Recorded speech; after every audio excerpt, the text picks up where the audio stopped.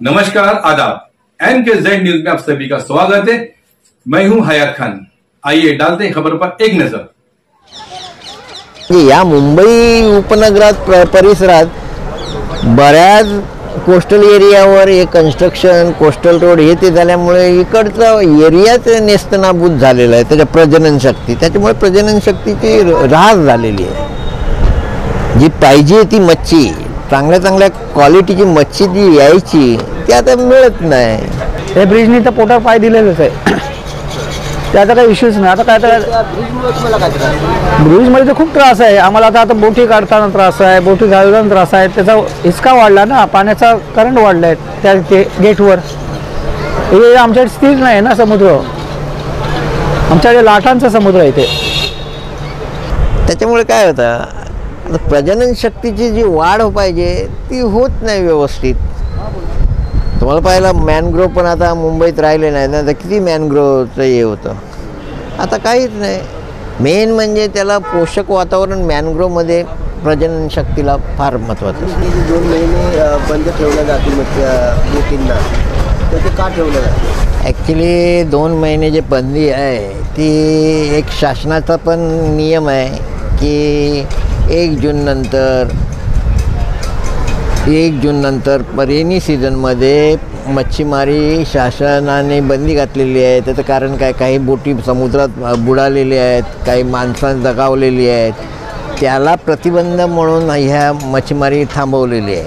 हे 2 महिने बंद ठेवणं हे जरुरी का आहे? म्हणजे तुम्हाला काय वाटतं की ठीक आहे 2 महिने बंद ठेवलेलं बंद ठेवले जरुरीच आहे? कारण काय? कारण याचं हेच आहे, कधी मच्छीचं आता तुम्हाला सांगितलं, मच्छी पण पहिल्याशी वाढली पाहिजे। त्याच्यामध्ये तुम्हाला माणसांना पण धोकादायक आहे। बोट पाण्यात ठेवली तर ते पाण्याला समुद्रात जाणार, तिथे वादळं होतात पावसाळ्याच्या टायमाला, त्या वादळात तुमचं काय पण होऊ शकतं। त्याच्या कारणाने ते मच्छीमारांना बंद ठेवायला लागते।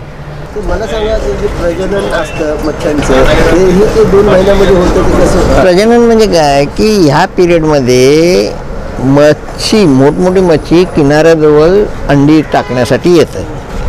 अंडी टाकण्यासाठी आल्यानंतर किनाऱ्याजवळ कसं की शेवाळ बाकी चाळी असतात, चाळ बोलतो आम्ही त्याला। तर त्याच्यामध्ये काय असतं की तिथे ते लहान जीव जगले जातात किंवा मॅनग्रोव्हमध्ये असतं। मॅनग्रोव्ह आता सध्या मुंबईच्या याच्या परिसरात मॅनग्रोव्ह संपूर्ण गेलेले आहेत, संपलेले आहेत। पूर्वी मॅनग्रोव्ह फार होते इथे, तर त्याच्यावर होतात। पण आता ते अंडी काय कोस्टल एरियाला टाकतात आणि मग त्याचं प्रजनन झाल्यानंतर 2 महिने ती वाढ होते तसे ते हे होतं। बरं, मी 2 महिने तुम्ही काय करता? आता आम्हीकडे नवीन जाळं आणणार, मार्केटवरून जाळं घेऊन येणार, ती घरात आम्ही बनवून घेणार, सगळी रिपेरिंग करणार, बोटिंगची रिपेरिंग, त्याला काय असेल ते काम ते करून घेणार।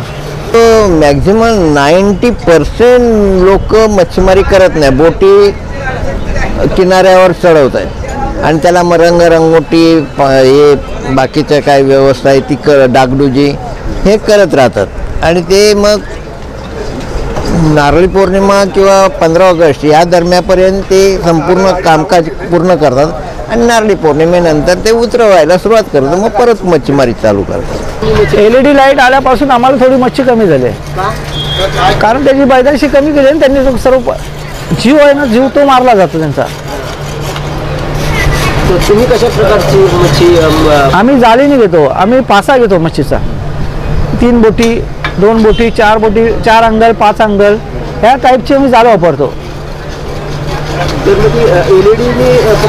नाही, LEDचं आम्ही वापरत नाही। LED आल्यापासून आम्हाला खूप मच्छी कमी झाली। LEDचा आम्हाला कुठलाच फायदा नाही। LEDमुळे आमचा मच्छीचा अर्धा पाऊण शेर त्यांनीच खाल्ला आहे, LEDवाल्यांनी आमचा शेर खाऊन टाकला आहे। म्हणजे तो मिळत होता आमचा, LED नव्हती तेव्हा आम्हाला खूप मच्छी भेटत होती। आता LED आल्यापासून आम्हाला खूप कमी झाली मच्छी। लाईट फिशिंगमुळे काय झालं, गरीब मच्छीमार मेला गेला। लाईट फिशिंगमध्ये एवढा कॅच होतो आणि लाईट फिशिंग करणारे कोण असतात, एक लाखोपती करोडपती असतात। हे काय गरीब मच्छीमारी करणारे लोक नाही आहे। त्याच्यामुळे काय माहिती आहे, तिथेच मच्छीमारी ऑलरेडी यांनी लाखो मच्छी हे केल्यानंतर किनाऱ्याला मच्छी आता येणं बंद झालं। त्याच्यामुळे हे जे छोट्या मच्छीमारी बोटी आहेत त्या अशाच राहिलेल्या आहेत। त्यांच्यावर काय परिणाम पडतो?